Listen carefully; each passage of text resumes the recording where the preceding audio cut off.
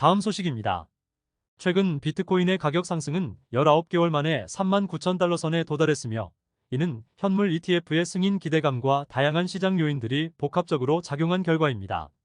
이와 관련하여 오태민 교수는 장기적인 관점에서 비트코인 투자의 중요성을 강조하면서 35년을 내다보고 투자해야 한다고 언급했습니다.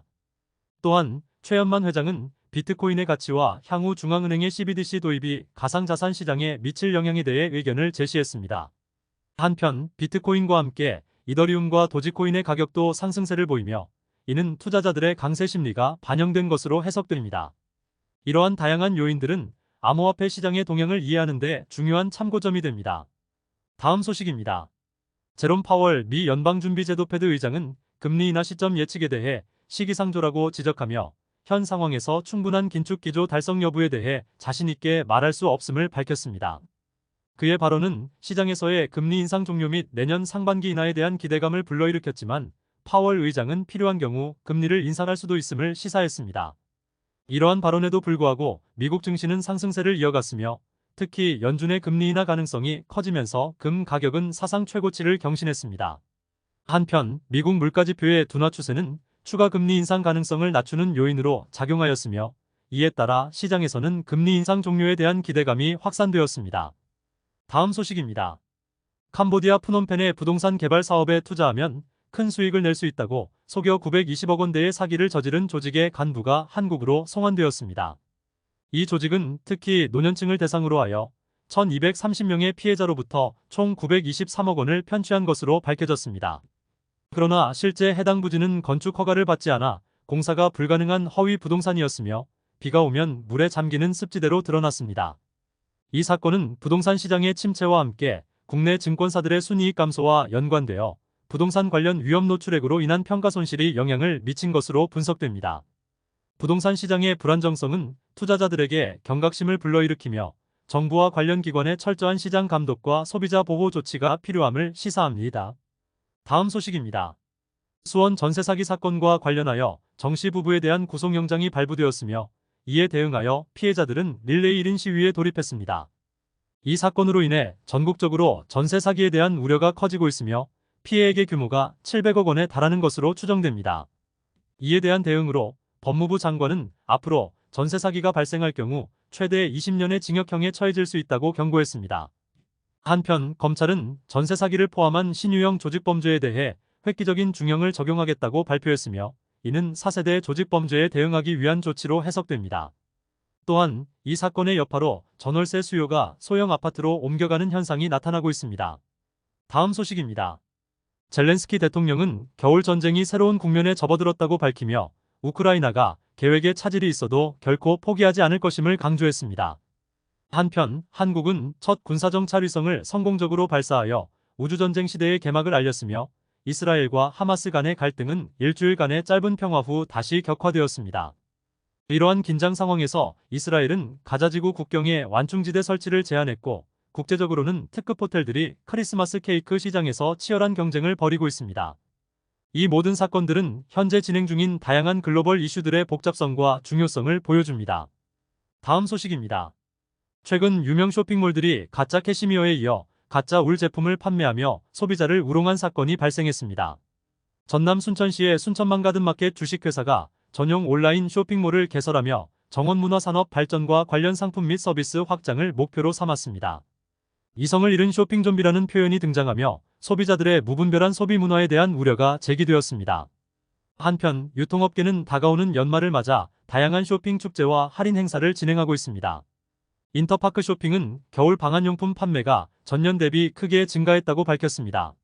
이러한 다양한 소식들은 소비자들의 쇼핑 행태와 온라인 쇼핑 시장의 동향을 반영하고 있습니다. 다음 소식입니다. 이케아 코리아는 26일까지 겨울 세일을 진행하여 크리스마스 시즌 제품을 비롯한 다양한 가구들을 할인된 가격에 제공하고 있습니다. 한편 일부 업체들에서는 변칙 세일로 인한 소비자의 혼란이 일고 있으며, 이에 대한 처벌의 필요성이 제기되고 있습니다. 또한 이마트와 SSG는 창립 30주년을 맞아 주요 생필품을 최대 50% 할인하는 파격 세일을 진행하고 있습니다. 백화점 3사는 이번 주말을 마지막으로 겨울 정기 세일을 마감하며 다양한 쇼핑 축제를 마련하였습니다. 마지막으로 전자랜드는 2023 전국 동시 총결산 세일을 통해 다양한 전자제품을 할인된 가격에 제공하고 있습니다. 다음 소식입니다. 축구명가 수원 삼성이 창단 이래 처음으로 2부 리그로 강등되는 아픔을 겪었으며 이는 수원 월드컵 경기장에서 열린 경기에서 강원FC와의 무승부로 확정되었습니다. 한편 카타르는 내년 1월에 열릴 아시안컵 축구대회의 마스코트를 12년 만에 재활용하기로 결정했으며 이 마스코트는 카타르 사막에 서식하는 설치류를 의인화한 캐릭터입니다. 또한 축구를 통해 건강과 활력을 찾은 주부 이성희 씨는 축구로 몸과 마음이 건강해졌다고 전했습니다.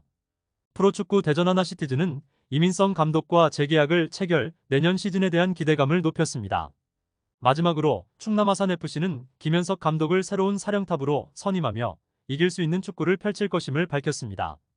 다음 소식입니다. 테슬라가 최근 사이버트럭 차량의 인도를 시작하면서 사전 예약 당시의 가격 공개와 함께 주가가 소폭 하락했습니다. 이에 대조적으로 마이크로소프트는 샘 올트먼을 영입하며 주가가 상승하여 사상 최고치를 기록했습니다.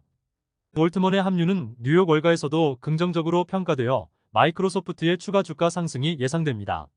한편 삼성전자의 가상공간 디자인 전문가가 합류함에 따라 미래 수혜주로서의 가능성이 높아지고 있습니다. 이러한 주요 기술 기업들의 움직임은 뉴욕 증시 전문가들에 의해 글로벌 경제 전망의 중요한 요소로 해석되고 있습니다. 다음 소식입니다. 아마조나스 주지사는 아마존 기업에게 아마존이라는 이름을 사용하는 대가로 비용을 요구하겠다고 밝혔습니다. 한편 제프 베이조스는 아마존 주식 약 1천만 주를 매각하여 주가가 2% 하락했습니다. 또한 현대차가 미국에서 출시하는 신차에 아마존의 AI 비서 알렉사를 탑재하면서 관련 업체의 주가가 상승하였습니다. 중국의 전자상거래 업체 핀더더는 아마존의 주요 경쟁자로 부상하며 주가가 급등했습니다. 마지막으로 보스턴의 현인으로 불리는 세스 클라머는 아마존 주식을 모두 처분하였습니다. 다음 소식입니다. 엔비디아의 주가는 올해 초 200달러 수준에서 시작하여 지난달 500달러를 기록하는 등 눈에 띄는 성장세를 보였습니다. 이러한 성장에도 불구하고 엔비디아는 경쟁사들의 AI 전용 칩 출시와 같은 경쟁 환경의 격화로 주가가 일시적으로 3% 급락하는 등 변동성을 경험했습니다. 반면 SK하이닉스는 업황 회복에 따른 주가 반등이 예상되며 엔비디아와 함께 6세대 고대 역폭 메모리 개발에 착수하여 시장 경쟁력을 강화하고 있습니다. 엔비디아 CEO는 자사 기술이 경쟁사보다 10년 앞서 있다고 주장하며 인공일반지능 AGI의 탄생이 10년 내에 이루어질 것으로 전망합니다. 그럼에도 불구하고 중국 시장에서의 위험 요소와 출시 연기 등의 이슈가 엔비디아 주가에 영향을 미치고 있습니다. 다양한 뉴스를 듣다 보면 투자의 지식이 쌓일 것입니다. 구독과 좋아요를 지금 눌러주세요. 감사합니다.